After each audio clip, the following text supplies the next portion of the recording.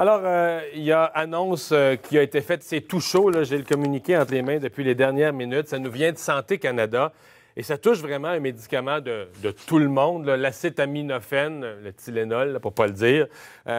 Et donc, Santé Canada nous dit que des étiquetages plus clairs vont devoir figurer sur ces produits qui sont en vente libre. Les Tylenol, l'acétaminophène, sous toutes ses formes, c'est sur les tablettes pour tout le monde. Donc, afin de réduire les risques d'atteinte hépatique, donc les atteintes au foie, pour essayer de comprendre, c'est pas la première fois qu'on entend parler acétaminophène foie. Benoît Morin, pharmacien, est en ligne. Bonjour, Benoît. Bonjour, Mario. Bon, là, évidemment, c'est pas un médicament que 0,01 % de la population prend. C'est presque tout le monde qui finit par prendre ça dans une année. Ouais. Est-ce qu'il y a des craintes réelles par rapport au foie? Bien, il y a des craintes réelles, mais pas avec le Tylenol simplement. Le problème que nous avons, c'est qu'il y a plusieurs combinaisons de médicaments qui contiennent l'acétaminophène, puis le consommateur, sans le savoir, s'il ne se réfère pas au pharmacien, peut doubler, tripler la dose. Je te donne un exemple. J'ai le rhume, je tousse, j'ai des courbatures, je fais de la fièvre. Je vais prendre un sirop qui peut contenir de l'acétaminophène. Puis je prends des Tylenol quand même parce que j'ai mal à la tête. Je prends des Tylenol parce que je fais de la fièvre. Puis je prends un relaxant musculaire parce que j'ai des courbatures qui contiennent de l'acétaminophène. Puis le médecin me prescrit des médicaments contre l'arthrite qui contiennent aussi de l'acétaminophène. Là, dans ta description, j'en prends 4 fois sans m'en rendre compte. Moi, je pense que j'en prends juste une fois, mais j'en prends 4 fois. J'en ai pris 4 fois. J'ai probablement des lésions hépatiques et si je suis moyennement âgé, ça sera pas long avant d'avoir des problèmes sérieux. Là, on met le pire scénario, mais à chaque année, il y a des accidents de cet ordre-là. On parle de 4300 hospitalisations dues à une intoxication à l'acétaminophène.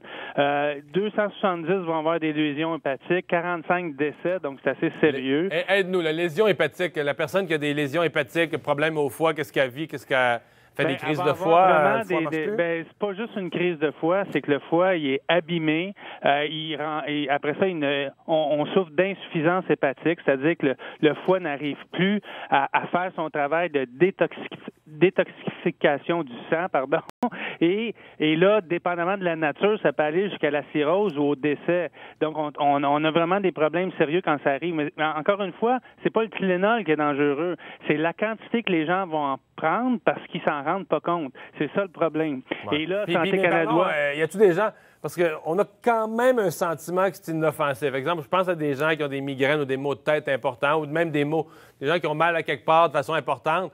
On entend quand même des gens dire « Hey, les Tylenol, c'est pas grave. T'as mal, t'en prends 2 puis 2 autres, puis des extra forts. » Est-ce qu'il y a un danger à en prendre trop, là, même si on le sait, des vrais Tylenol? Je suis pas sûr que tout le monde est conscient. J'entends bien du monde dire « Écoute, c'est rien, puis ça enlève la douleur, puis quand t'as mal encore, t'en reprends. » Ben oui, c'est relativement sécuritaire. Je te donne un exemple. Si tu en prends 8 par jour d'extra fort, de Tylenol extra fort, ou 12 de régulier par jour pendant 3 à 5 jours, t'es pas dans le trouble. À moins répète ça là, madame.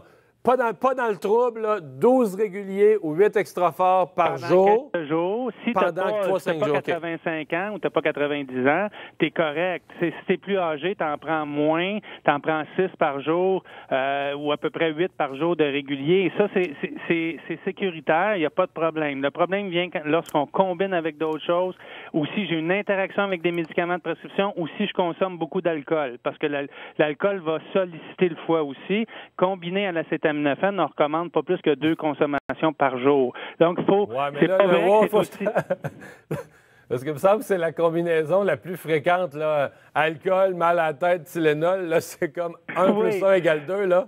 Oui, mais si c'est le lendemain, c'est pas si pire. Mais si pendant les 2-3 jours que tu prends de l'acétaminophène, tu consommes beaucoup d'alcool, mais là tu cours après le trouble aussi. Là. Fait que il faut être prudent. C'est un médicament sécuritaire, mais il faut pas dépasser les doses. Et les gens, c'est pas parce que c'est du Tylenol que ça n'a pas marché au bout d'une demi-heure que j'en reprends 2 autres. C'est pas comme ça qu'il faut gérer ça. Il faut maximum 4 grammes par jour, c'est 8 comprimés d'extra fort ou 12 réguliers. Bon, c'est quand même sérieux parce que Santé Canada n'émet pas si souvent des avis comme ceux-là. L'avis dit pas que ça va être derrière le comptoir et qu'il faudra consulter un pharmacien. L'avis parle d'un meilleur étiquetage, d'une meilleure information. Je te pose une question bien niaiseuse, mais avec ton expérience de pharmacien, est-ce que vraiment on va améliorer quelque chose par rapport au risque? Est-ce que les gens lisent les mises en garde? Est-ce que vraiment on va mieux informer le public avec les nouvelles directives? Moi, je pense que oui. Si t'indiques sur un sirop qui contient de l'acétaminophène, puis tu l'indiques aussi sur le relaxant musculaire, les gens vont faire un peu ça, parce que c'est pas évident. C'est de ça qu'on parle. Donc, présentement, tu peux prendre un sirop qui en contient, puis si tu regardes pas les petits caractères, tu le sauras pas. Exactement. Donc là, il faudrait que ça soit dessus, bien imprimé. On parle en gros caractère rouge, quelque chose comme ça, contient de l'acétaminophène. C'est assez standardisé. Moi, je pense que c'est une partie de la solution et de sensibiliser les gens avec ça aussi. OK. Il y a un point particulier dans la mise en garde pour la prise d'acétaminophène par les enfants qui, dans la plupart des cas, étant donné qu'on ne veut pas leur faire avaler une capsule, dans la plupart des cas, c'est liquide. Là-dessus aussi, on dit que les enfants, on semble dire que les enfants sont particulièrement sensibles. Ils sont sensibles, mais c'est aussi une source d'intoxication. C'est-à-dire que l'acétaminophène, on en a tous à la maison et c'est assez fréquent que les enfants vont prendre la bouteille, pensent que c'est du bonbon puis avalent ça. Ça, c'est le premier problème. Okay. C'est la première source d'intoxication médicamenteuse chez les enfants. Ça, c'est le premier problème. Le deuxième, c'est les erreurs de dose parce qu'il y a des doubles forces, des simples forces. Donc, il faut toujours bien identifier et y aller avec le poids de l'enfant et calculer la dose en fonction du poids. C'est ça qui est important. Puis respecter l'intervalle de dose, puis s'assurer qu'on ne donne pas des combinaisons non plus qui pourraient contenir de l'acétaminophène. Dans la façon dont le communiqué est écrit quand même de Santé Canada, je comprends, je lis entre les lignes que c'est quand même sur surveillance qu'on continue de regarder les effets de l'acétaminophène sur le foie. On met ces directives de prudence-là au niveau de l'étiquetage, mais que c'est un produit quand même où on fait de surveillance, là. Où on fait une surveillance pour voir si les mesures qu'on va prendre vont avoir un impact positif. Parce qu'on n'est pas certain de ces mesures-là. On pourrait en prendre d'autres mesures, rapetisser les formats, éviter d'avoir des produits mélangés. Et ça va plus loin dans les moyens à utiliser. Puis je suis pas sûr que ça va servir le consommateur. Donc, ce qu'on fait, c'est qu'on commence par une première étape. Puis bon, si ça fonctionne pas, si on a le même nombre d'intoxications, si les gens comprennent pas ou font pas attention, ben on va y aller de façon plus sécuritaire encore, mais je suis pas sûr que le consommateur va en bénéficier à ce moment-là. Là. Merci beaucoup, Benoît. Merci, Mario. Au revoir. Donc, un message clair. Tout ce qui contient de l'acétaminophène, dorénavant, ce sera écrit sur le pot, sur la bouteille, sur le contenant.